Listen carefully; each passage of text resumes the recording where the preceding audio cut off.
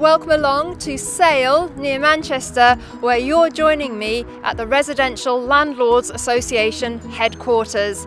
And right now I'm going to take you on a whistle-stop tour inside these four walls to find out how the RLA support landlords.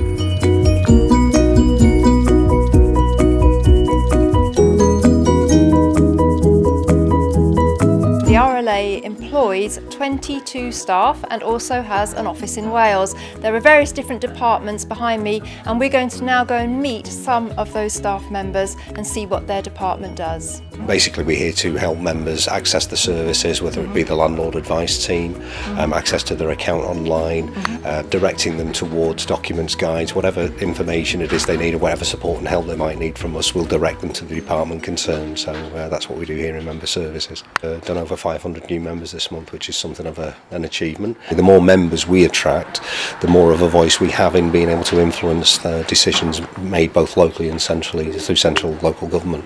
Now I'm joined by John in Policy and Communications, and we just heard from Adrian, John, that there is strength in landlord numbers at a policy level, and that's really where you come in, isn't it?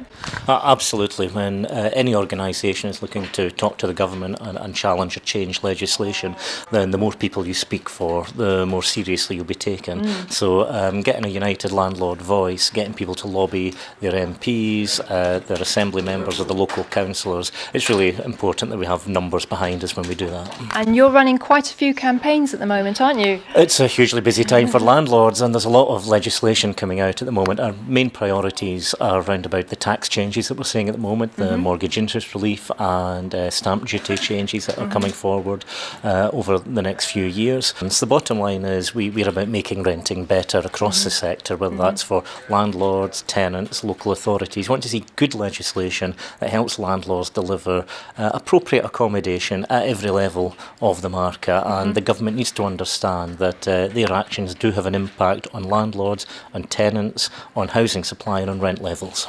I think that, with Clause 24 and the other changes that are coming, I think landlords need a voice now like never before. But it's an absolutely major change that I think many people weren't expecting in last year's budget, and we really need to ensure that landlords' voices are heard. We've warned the government about what we expect to happen in terms of rent increases, in terms of lack of supply, at the very time that private rented housing is predicted to be in even greater demand.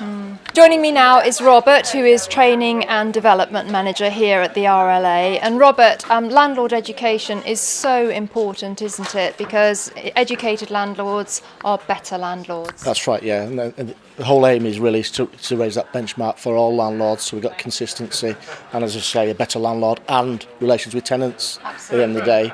And it covers a range from the basic principles of being a landlord through to immigration, right to rent, Legionella. So we try to cover a diverse range of subject matter for the landlord. These kind of courses are a great way for landlords to become educated and sometimes to even refresh their knowledge as things like Section 21 changes. So really this is a great resource again for them to tap into to keep updated. That's right. Our strapline is learn, refresh and update. Oh, brilliant. So that is our key strapline for training in the RLA. So, brilliant. Yeah, that underlines everything that we try and do. Good afternoon, you're through to Rachel on the Landlord Advice team.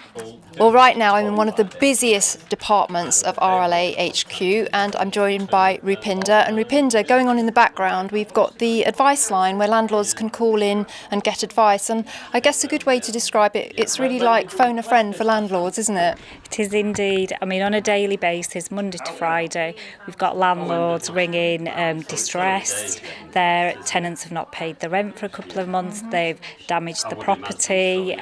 Lots of different problems, but mainly it's rent arrears, antisocial behaviour and damage to the property. On an average day, I would say about 140 calls a day. There's 6 advisors, including myself as the advice team manager, with a lot of the long-standing members with the advisors here in the team that you can see in the background. They build a relationship, a rapport. They can ring one day, they ask to speak to the same advisor, and it's that continuation. They've told the story. There's a friendly voice at the end of the line, and we're there to support them and guide them every step of the way where we can. I bet you must have heard of every single possible landlord problem or situation within these four walls. We hear lots and lots of stories about toilets being blocked, roofs, guttering, sofa repairs, carpet stains, tenants not getting on with each other, antisocial behaviour. My tenant's got a cannabis farm. We hear everything. Yes, I'm sure And you we also hear about some ladies of the night as well in some of the properties. So yes, there isn't anything we've not heard or advised on. Well, that concludes our very swift tour of RLA HQ. And if you'd like to interact with the RLA, you can do so in many ways and across many different platforms. There is, of course, their helpline for members. You can also visit them at shows and events around the UK.